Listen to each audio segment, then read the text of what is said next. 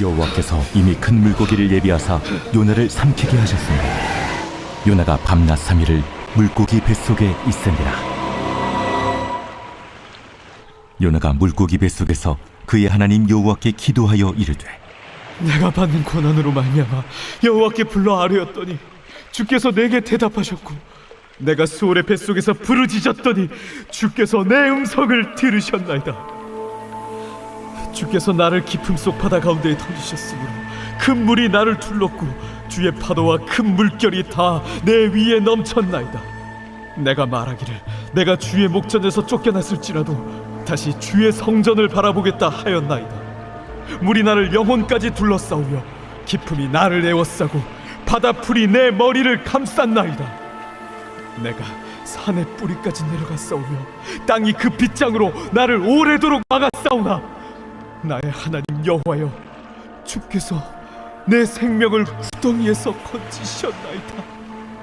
내 영혼이 내 속에서 피곤할 때에 내가 여호와를 생각하였더니 내 기도가 주께 이르러 싸우며 주의 성전에 미쳤나이다.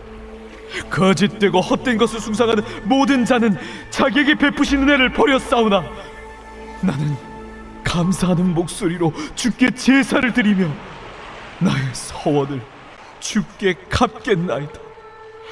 구원은 여호와께 속하였나이다. 여호와께서 그 물고기에게 말씀하시매 요나를 육지에 토하니라. 샬롬, 사랑하는 성도 여러분, 오늘도 주님의 은혜가 여러분의 삶의 자리에 가득하기를 축복합니다. 오늘도 하나님의 말씀을 함께 힘차게 읽어보면서 은혜의 하루를 시작하도록 하겠습니다. 먼저 첫 번째 본문 읽겠습니다.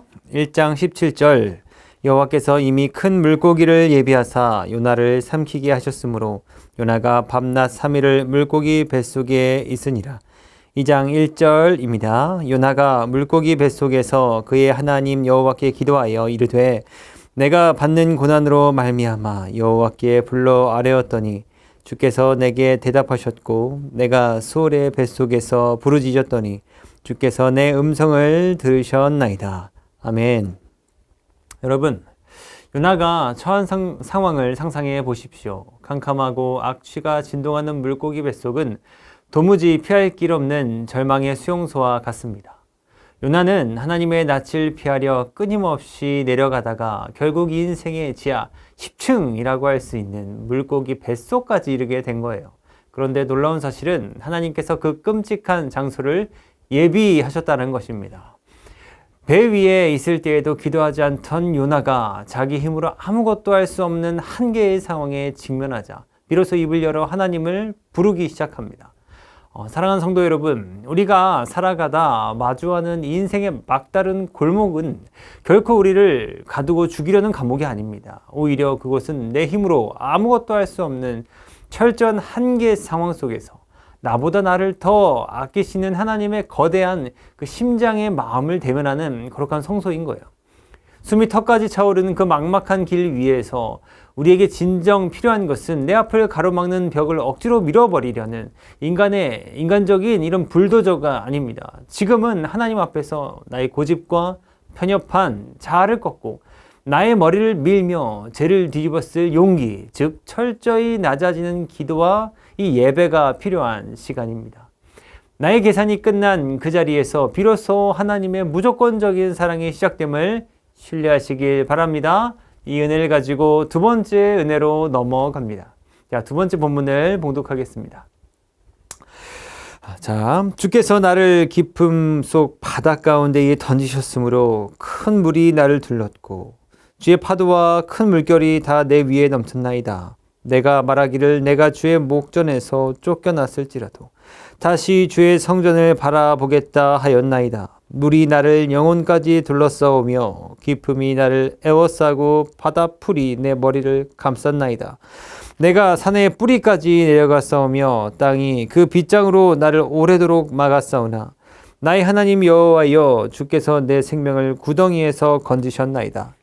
내 영혼이 내 속에서 피곤할 때에 내가 여호와를 생각하였더니 내 기도가 주께 이르렀사오며 주의 성전에 미쳤나이다. 아멘. 여러분, 요나의 고백을 한번 보십시오. 요나는 이렇게 말하죠. 주께서 나를 바다에 던지셨습니다. 그런데 여러분, 겉으로 보면 누가 던졌습니까? 사실 선원들이 던졌죠. 사람이 한 일입니다. 그런데 요나는요, 그 사건 뒤에 계신 하나님의 손을 보기 시작한 겁니다. 여러분, 이게 회복의 시작입니다. 사람만 보이던 눈이 하나님을 보기 시작할 때, 그때부터 인생이 바뀌기 시작합니다.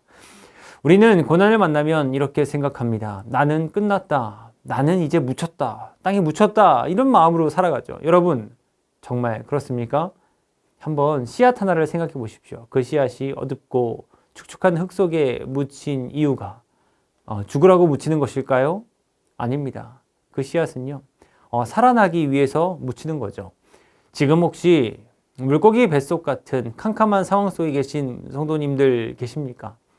이제 나는 끝이다. 난 이 세상에 매장됐다. 그렇게 생각하시고 느껴지시는 분 계십니까? 아닙니다. 하나님은요, 여러분을 버리신 것이 아닙니다. 묻어버리신 것이 아닙니다. 살려내려고 계신 거예요. 여러분 안에 있는 옛사람, 내 힘으로 살아보겠다는 그 단단한 자아를 깨뜨리고 계신 것입니다. 그래서 내 계산이 끝나는 그 자리에서 하나님의 생명이 시작되게 하시는 겁니다. 사랑하는 성도 여러분, 지금의 그 어둠을 하나님의 사랑으로 해석하십시오. 그러면 그 자리는요, 더 이상 감옥이 아닙니다. 하나님을 만나는 자리, 거룩한 성소가 되는 거죠. 이 은혜를 가지고 이제 어찌 살아야 하는가? 세 번째 은혜로 나아가 보겠습니다. 우리 세 번째 본문 함께 읽도록 하겠습니다. 거짓되고 헛된 것을 숭상하는 모든 자는 자기에게 베푸신 은혜를 버렸사오나 나는 감사하는 목소리로 주께 제사를 드리며 나의 서원을 주께 갚겠나이다. 구원은 여호와께 속하였나이다 하니라. 여호와께서 그 물고기에게 말씀하시매 요나를 육지에 토하니라. 아멘. 요나는요, 그동안 붙들고 있던 고집과 안락함을 내려놓습니다. 자기가 옳다고 여겼던 그 생각을 내려놓고 편안하게 숨고 싶었던 마음을 내려놓습니다. 그리고요, 단 한 가지를 붙잡습니다. 구원은 여호와께 속하였나이다 라는 말씀이에요. 여러분, 이 고백이 터져 나오는 순간 요나의 상황이 바뀌기 시작합니다. 물고기가 요나를 토해냅니다. 왜 그렇습니까? 환경이 먼저 바뀐 것이 아닙니다. 요나의 시선이 먼저 바뀌었기 때문입니다. 사람을 보던 눈이 하나님을 보기 시작하고 상황에 눌리던 마음이 하나님을 신뢰하기 시작할 때 그때부터 인생은 새로운 방향으로 흘러가기 시작합니다. 성도 여러분, 우리가 가장 낫다고 여기는 그 자리, 아무것도 할 수 없다고 느껴지는 그 자리, 바로 그 자리가 하나님을 가장 가까이 만나는 자리입니다. 그러니 환경에 붙잡히지 마십시오. 문제에 붙잡히지 마십시오. 눈앞에 보이는 현실에만 매이지 마십시오. 그 상황 속에서도 이미 와 계신 하나님을 바라보십시오. 그리고 그 자리에서 감사의 기도를 시작하십시오. 여러분, 기도는 환경을 바꿀 수단이 아닙니다. 기도는요, 우리의 시선을 바꾸는 은혜인 거예요. 기도할 때 상황이 먼저 바뀌는 것이 아니라 나의 눈이 변합니다. 내 기준이 아니라 하나님의 관점으로 보게 되는 거예요. 그래서 기도하는 사람은 상황이 그대로여도 무너지지 않습니다. 하나님을 보기 때문이죠. 하나님만 보기 때문이죠. 성도 여러분, 하나님은 이미 여러분을 위한 육지를 준비해 놓으셨습니다.